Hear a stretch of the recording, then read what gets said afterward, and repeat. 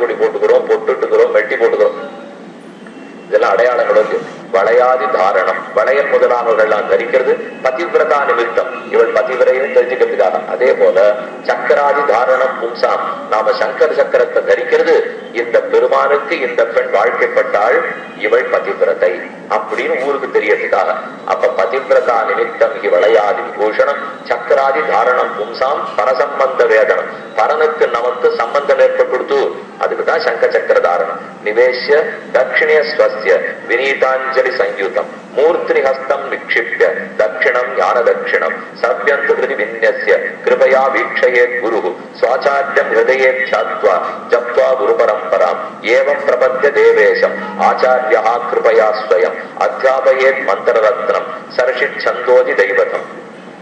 மந்திர ரத்னத்தை சொல்லிக் கொடுக்கணும். மந்திரரத்னம் மந்திரரத்னங்கள் துவயம், இடையே 3 ரத்னங்கள் வினவிச்சே, புராண ரத்னம், மந்திர ரத்னம், ஸ்தோத்திர ரத்னம். எப்படி இந்த சங்க சக்கர தாரணம் பண்ணணும்னு சொல்றார். வலதுபுறத்திலே சிஷ்யனை அமர்த்தி கொண்டு வினீதாஞ்சலி, அவன் வினயத்தோட கைகூப்பி கொண்டிருக்க வேண்டும். மூர்த்தி ஹஸ்தம் வினிக்ஷிப்ய, அவனுடைய தலையில கையை வச்சுக்கணும். தட்சிணம் ஞான தட்சிணம், வலக்கையை அவனுடைய தலையில வச்சுட்டு ஞானத்தை சம்பாதிச்சுக்கிற ஆசை இருக்கிறவன் தலையில் வைத்து சப்யத்து ஹிருதி விந்யஸ்ய, அடுத்த கையை ஹிருதயத்திலே வைத்துக் கொண்டு கிருபயா வீக்ஷயே குரு, முதல்ல தன் கருணையோடு இருக்கிற பார்வையை அவன் பேர்ல விடணும்.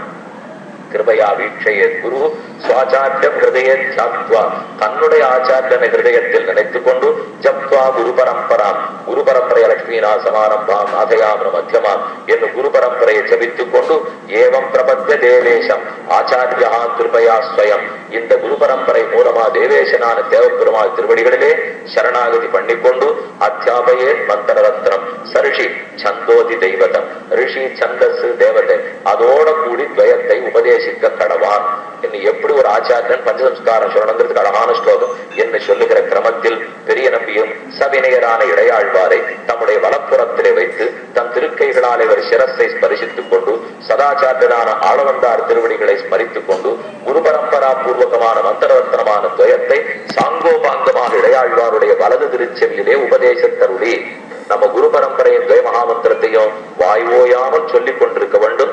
இப்படி அவருக்கு பஞ்சசம்ஸ்காரம் பண்ணி அப்ப பெரிய நம்பிகள் விளையாழ்வாரை பார்த்து ஒரு வார்த்தை சொன்னார். பெருமாள் நாட்டுக்காக ஸ்ரீ பரதாழ்வான் தலையிலே திருவடி நிலைகளை வைத்து காட்டுக்கு எழுந்துருளினா போலே ஆளவந்தாரும் உமக்காக தம்முடைய திருவடி தாமரைகளை என் தலை மேலே வைத்து திருநாட்டுக்கு எழுந்துருளினார் போலும். அங்க ராமனுக்கு நடந்தது இங்க நமக்கு நடந்தது சொல்கிறார். ராமன் என்ன செய்தார்? தேவர்களுக்கெல்லாம் நல்லது பண்ணணுங்கிறதுக்காக லங்கையை நோக்கி போயாகணும். மேல போனா தானே ராட்சசாவோட சண்டை போட முடியும். ஆனா பரதனானா நாட்டுக்கு வான்னு கூப்பிடுறான். சரி, எனக்கு பதில் பாதுகையை வைத்துக்கொள், என்ன பரதன் தலையில பாதுகையை வச்சுட்டு நீ கூப்பிடுறபடிக்கு நான் வர முடியாது, எனக்கு வேற வேலை இருக்கு புறப்பட்டாரோ இல்லையோ. அதே போல ஆளவந்தார் நித்தசூரிகள் ஆனந்தத்துக்காக திருநாட்டுக்கு செல்ல வேண்டும். இங்க தேவர்கள் ஆனந்தத்துக்காக லங்கை, இந்த இடத்துல நித்தசூரிகள் ஆனந்தத்துக்காக ஸ்ரீவைகுண்டம். நாங்களோ திரும்பவாரும் கூப்பிட்டு கொண்டிருந்தோம். அவருக்கு வர்றதுக்கு மனசில்லை.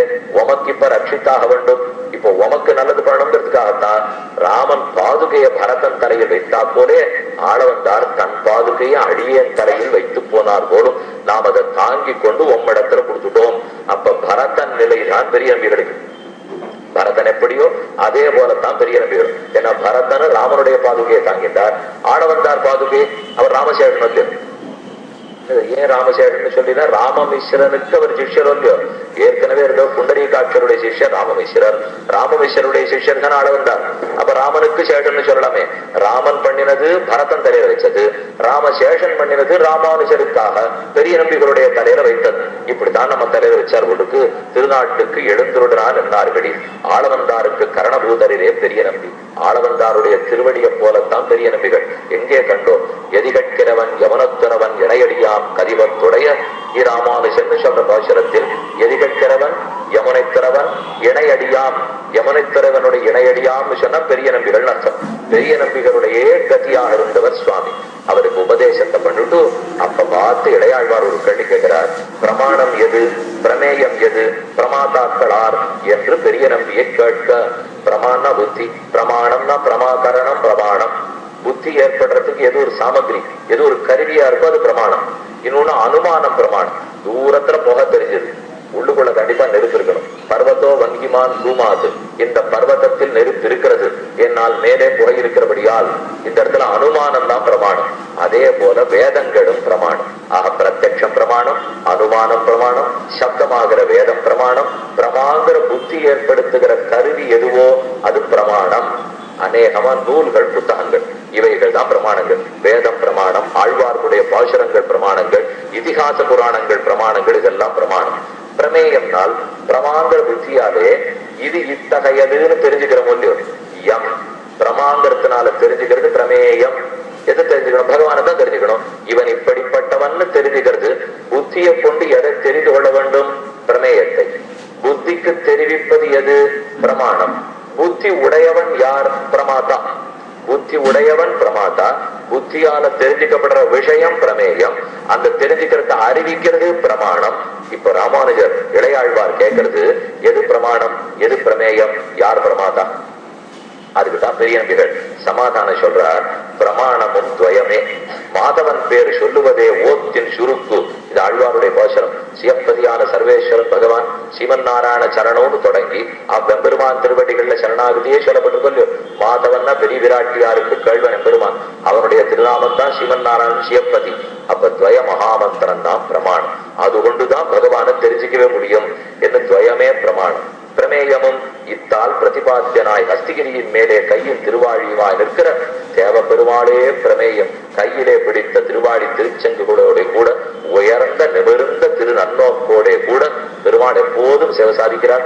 ஆதிராஜ்யம் அதிகம் புவனானாம் ஈசதே விசுனயன் கல மௌலிகி அஸ்தி. பகவான் ஹஸ்திகிரியில எழுந்தோடிருக்காரே, அது உதயாஸ்தகிரியிலே, உதயகிரியிலே சூரியன் உதித்தா போலே தேவ பெருமாளுடைய கிரீடத்தை சேவிச்சிருந்தவாளும் தெரியும். இதை சேவிச்சுட்டா இவர்தான் சுவாமி முழுவதற் கடவுள். கண்டவாத்தால் தனதே உலகன் இருந்தான். அவருடைய தோல் இருக்கிற அழகு, அவர் சங்க சக்கரங்களை பிடிச்சிருக்கிற நேர்த்தி, அதை சேவிச்சாலே நம்ம கையெழுத்து போட்டு அடிமை சாசனம் கொடுத்துட்டு போடுவோம். நாம எல்லாரும் இனிமே தேவப்பெருமாளுக்கு அடிமை. ஏன்னா அவர் நிற்கிற நிலை அப்படி இருக்கு. அப்படியே திருத்தாப்பனார் சொல்லுவார், தேவப்பெருமாளுக்கு இனிமே பின்னாடி சாயறதுக்கு நிமிர்றதுக்கு இடமே கிடையாதுன்னு. தேவப்பெருமாள் அப்படி இல்லை. இப்படி திருக்கைகளை பிடிச்சிருக்க மாட்டார். அவர் பிடிச்சிருக்கிறதே இப்படி. பக்கவாட்டுல தேவப்பெருமாள் புறப்பாட்டு போது சேவிச்சோம்னால் அவர் தோல் திருவ இடுப்பு வரைக்கும் இப்படி போயிட்டு மார்பு இப்படி போறதே தெரியும். அவர் இப்படி இருக்க மாட்டார், இப்படித்தான் இருக்கார். அதே போல சங்க சக்கரத்தையும் பிடிச்சிருக்க. சரி, திருவாசி சாத்துறதே பின்னோக்கி தான் சாத்துவா. பெருமாளுக்கு திருவாசி நேர பக்கத்துல இந்த இடத்துல இருக்கணும் இல்லையோ, அந்த திருவாசியை பின்னோக்கி இருக்கும். பெருமாள் தோடிக்கினியான்ல புறப்பட்டு எழுந்துள்ளினார்னா அந்த வாசி பின்னாடி ஆடுறத அவர் பின்னாடி ஆடுறத எங்கேயாரும் பின்னாடி சாஞ்சிருவாடோ, அந்த அளவுக்கு இனிமே சாயறதுக்கு அவருக்கு இடமே இருக்காது. ஏன் அவ்வளவு சாஞ்சுட்டார்னால் குனிவு அவருடைய அல்ல, அது தொழுவித்துக் கொள்ளும் கை, நம்முடையது தொழும் கை. நம்ம கை எப்போதும் தொழுது கொண்டிருக்கும் கை. அவருடைய திருவாழி திருச்செங்குகளை சேவிச்சால் மெய்யேந்து கையானை தொடாக்கை கையல்ல கண்டோமே என்று திருமங்கியாழ்வார் திருமையம் பதிகத்தில் பாடியிருக்கார். சத்தியகிரி கஷேத்திரத்தை சத்தியமூர்த்தி பெருமாள் சிவசாதிக்கிறவருக்கு மெய்யானை மெய்ய மலையானை சங்கேந்து கையானை தொடாக்கை கையல்ல கண்டாமே என்று பெருமானுடையது சங்க சக்கரங்களை ஏற்றிய கை. அந்த சக்கரத்தை இப்படி எழுந்துள்ள பண்ணிட்டு இருக்காராம். ஹஸ்திகிரி ஹஸ்திகிரின்னு சொல்ல முடியும். அதை தமிழ் படுத்தினா அத்திகிரி அருளாள பெருமாள் தானே அவர். அத்திகிரி ரெண்டா பிரிச்சுக்கலாம். அத்தினா ஹஸ்தி, சம்ஸ்கிருதத்துல ஹஸ்தினா தமிழ் ஹஸ்தின்னு எழுத முடியாது, ஆ கிடையாது. அதனால அத்தி, அத்தின வேழம், கிரி மலை, வேழமலை அத்திகிரின்னு சொல்றோம். அத்தி கிரி அப்படின்னா அத்திகிரி இல்ல, இப்படி பாத்தீங்களாமா அத்திகிரி. திகிரி திரிகினா சக்கரம் அர்த்தம். அத்திகிரினா என்னவா சக்கரத்தை பிடிச்சிருக்காரு அத்திகிரி அப்படின்னு சொன்னா, அப்படி திகிரியை பிடிச்சிருக்காருன்னா அத்திகிரி. அத்திகிரியில் இருக்கிறாருன்னா அத்திகிரி. ரெண்டுல எப்படி வேணா பிரிச்சு பார்த்துக்கலாம். சக்கரத்தை கையாலே படித்திருக்கு தோரணை போய் இவனே முழுவதற் கடவுள்னு தோற்றுகிறதே.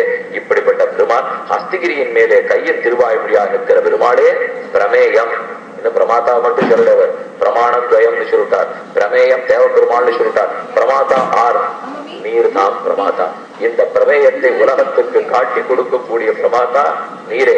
துவயத்தை பிரமாணமாக கொண்டு தேவப்பெருமாளே பிரமேயம் என்று ஜகத்தின் அனைவருக்கும் பிரமாதாவான நீரே உபதேசியம். நீரே ஜெகதாச்சாரியனாக இருப்பீர் என்று அதன் மற்ற நாள் புறப்பட்டு காஞ்சிபுரத்துக்கு போவோம். அந்த பெருமாள் அவசிய சேவிக்கணும். எப்படி மணக்கால் நம்பிகள் எல்லா அர்த்தத்தையும் ஆளவந்தாருக்கு கொடுத்துட்டு இந்த ஸ்லோகத்துக்கு விஷயமாதுன்னு சேவிக்க முடியுமான்னு கேட்டார். வாரம் சேவை பண்ணி வைக்கிறேன்னு பெரிய பெருமாள் அழைச்சிட்டு போனாரோ இல்லையோ, அதே போல துவயத்தை சொல்லி கொடுத்துட்டீரே, இந்த துவயத்தால் சொல்லப்படுபவன் ஆறுன்னு சேவ் பண்ணி வைப்பீரா? இருக்கிறார் வாரும். கீழே இல்ல, உயரமான மலைக்கு மேல எழுந்துள்ளிருக்கார். தீபத்தை கீழே ஏற்றி வச்சா 4 அடிக்கு வெளிச்சம், தீபத்தை மாடத்தின் பேர்ல ஏற்றி வச்சா ஊர் முழுக்க வெளிச்சம். அத போலத்தான் மேன் மாடத்தில் குன்றத்தில் இட்ட விளக்காக தேவபெருமாள் எழுந்துள்ளிருக்கார். வாரு உண்மை காட்டுகிறோம் என்ன கையை பிடிச்சு அழிச்சு புறப்பட்டு நேர ராமர் சன்னதிக்கு முன்னாடி நிற்கிறார். ராமன் செய்ய வேண்டியதை செஞ்சுட்டீர் பகவானே.